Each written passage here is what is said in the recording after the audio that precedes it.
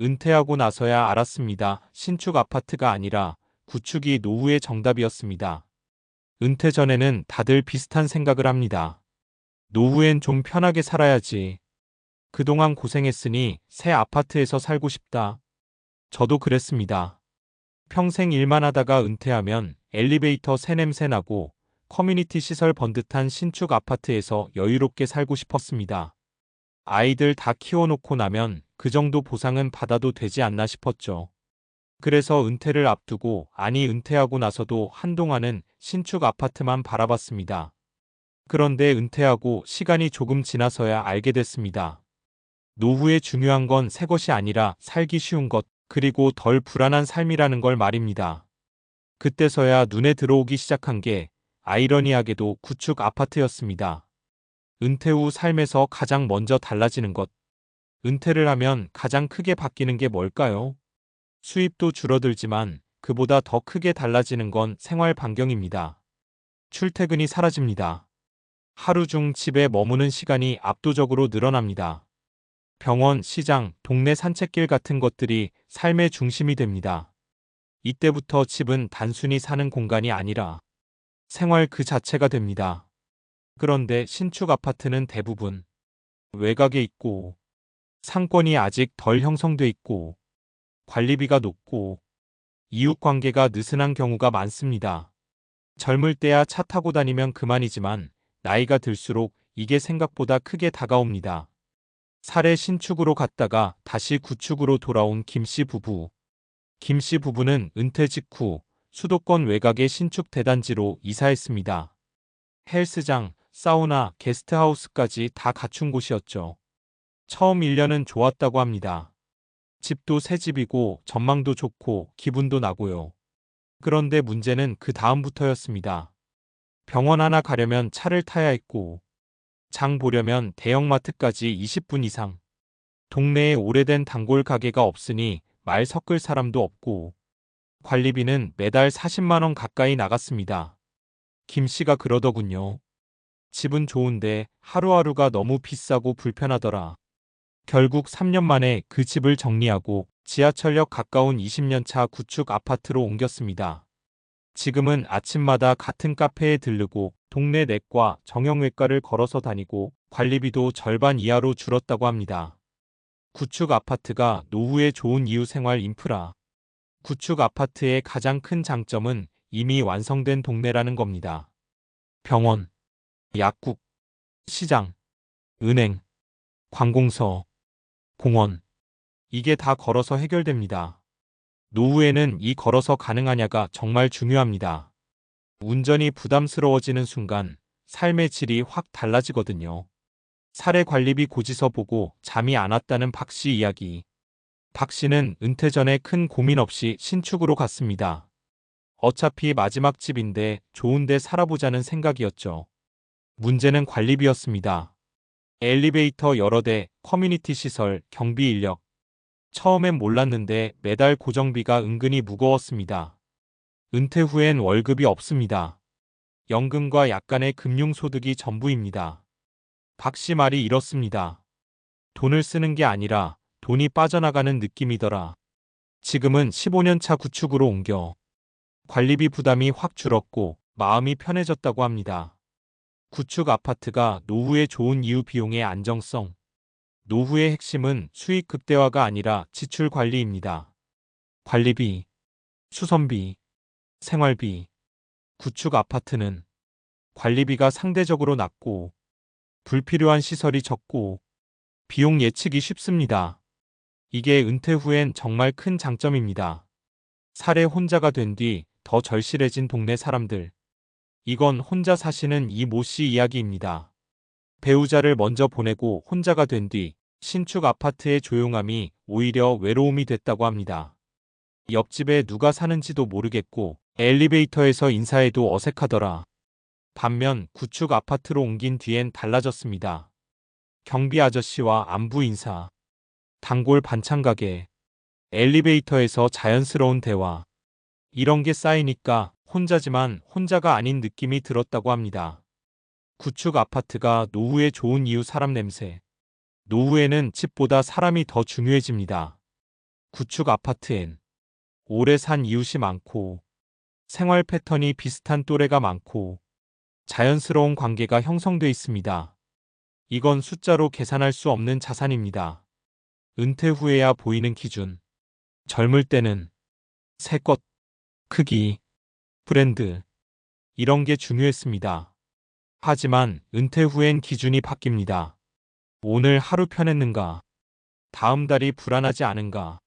아플 때 혼자가 아닌가?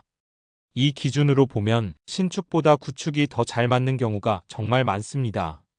마무리하며 은퇴하고 나서야 알았습니다.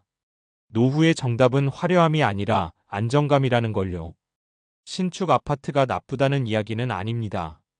다만 은퇴 후의 삶에는 이미 시간이 검증해준 구축이 더 현실적인 선택일 수 있다는 겁니다. 노후의 집은 자랑할 집이 아니라 오래 머물러도 편안한 집이면 충분합니다. 그걸 저는 은퇴하고 나서야 알게 됐습니다. 이 선택은 감정이 아니라 몸과 뇌의 변화에서 시작됩니다. 사람들은 흔히 이렇게 말합니다. 그건 개인 취향 아니야? 사람마다 다른 거지.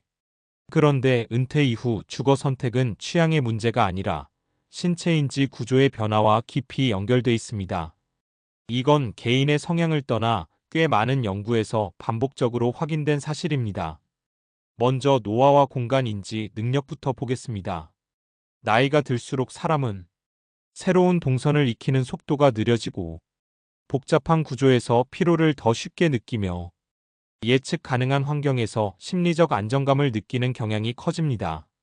이걸 심리학에서는 환경 친숙성 효과인 바이런멘털 퍼밀레러티 이펙트라고 부릅니다. 신축 아파트는 구조가 세련되고 복합적입니다. 지하 주차장만 해도 동이 여러 개고 엘리베이터 환승이 필요하고 상가 커뮤니티 출입 동선이 얽혀 있죠. 젊을 땐 아무 문제 없습니다. 하지만 은퇴 이후엔 이런 복잡성이 편리함이 아니라 인지 부담으로 작용하기 시작합니다. 반면 구축 아파트는 구조가 단순합니다. 동선이 짧고 출입구가 명확하고 주변 환경이 이미 머릿속에 지도처럼 그려져 있습니다. 이 차이가 쌓이면 하루의 피로도가 달라집니다. 걸을 수 있는 동네가 수명을 좌우한다. 의학보건 분야에서 은퇴 후 주거를 논할 때 가장 중요하게 보는 키워드가 있습니다. 바로 보행 가능성 WALKABILITY입니다. 세계보건기구 WHO와 여러 노인 건강 연구에서 공통적으로 말하는 게 있습니다. 노년기의 건강은 운동 의지가 아니라 걷지 않을 수 없게 만드는 환경에서 결정된다. 이 말이 무슨 뜻이냐면요.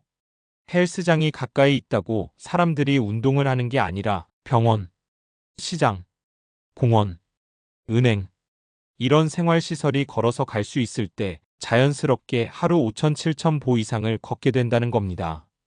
구축 아파트 단지들은 대부분 지하철역과 가깝고 생활 상권이 이미 형성돼 있고 인도와 횡단보도가 잘 갖춰져 있습니다.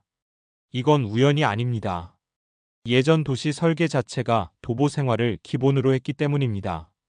반대로 많은 신축 단지들은 자동차 이동을 전제로 설계됐고 보행 동선이 길고 외부 상권과 단절돼 있습니다. 결국 은퇴 후에는 차를 탈 수 있느냐가 아니라 차를 안 타도 되느냐가 훨씬 중요해집니다. 인간은 늙을수록 새로움보다 안정을 원한다. 뇌과학적으로도 설명이 됩니다. 젊을 때는 도파민 분비가 활발해서 새 집, 새 환경, 새 자극 이런 것에서 만족감을 크게 느낍니다. 하지만 나이가 들수록 도파민 반응은 약해지고 대신 세로토닌과 옥시토신 같은 안정 유대관계 호르몬의 영향이 커집니다. 그래서 은퇴 이후에는 새로운 공간의 설렘은 금방 사라지고 익숙한 동네에서 오는 편안함은 오래갑니다. 이걸 경제학에서는 쾌락 적응 어다닉 애덕테이션이라고 부릅니다. 신축의 만족감은 빠르게 적응되지만 생활의 불편함과 비용 부담은 계속 남습니다. 반대로 구축은 처음부터 화려하진 않지만 시간이 갈수록 불편함이 줄어들고 만족감이 안정적으로 유지됩니다. 노후에는 집값보다 집의 역할이 중요해진다. 은퇴 전에는 집이 자산입니다. 그래서 사람들은 이렇게 생각합니다. 얼마나 오를까? 갈아탈 수 있을까? 나중에 팔 수 있을까? 하지만 은퇴 후에는 집의 성격이 달라집니다.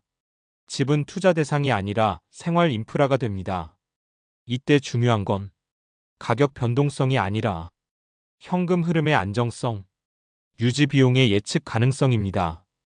구축 아파트는 이미 가격이 어느 정도 안정돼 있고 급격한 추가 비용이 발생할 가능성도 낮습니다. 이건 금융적으로도 중요한 부분입니다. 노후 자산 관리에서 가장 위험한 건 큰 손실이 아니라 예상 못한 지출이거든요. 결국 많은 사람들이 같은 결론에 도달한다. 흥미로운 건 이겁니다. 처음부터 구축을 선택한 사람보다 신축을 거쳐 다시 구축으로 돌아온 사람들이 이 이야기를 훨씬 확신 있게 합니다. 왜냐하면 직접 겪어봤기 때문입니다. 새 것의 설렘이 얼마나 빨리 사라지는지, 관리비가 심리에 어떤 부담을 주는지, 동네의 익숙함이 얼마나 큰 안정이 되는지, 은퇴 후의 삶은 생각보다 길고 집은 그 시간을 가장 많이 보내는 공간입니다. 그래서 노후의 집은 좋아 보이는 집이 아니라 매일 반복해도 지치지 않는 집이어야 합니다. 그리고 그 조건에 가장 많이 부합하는 게 의외로 구축 아파트인 경우가 많습니다. 이 사실을 아는 데에는 대부분 은퇴라는 시간이 필요하다는 게 조금은 아이러니하지만요.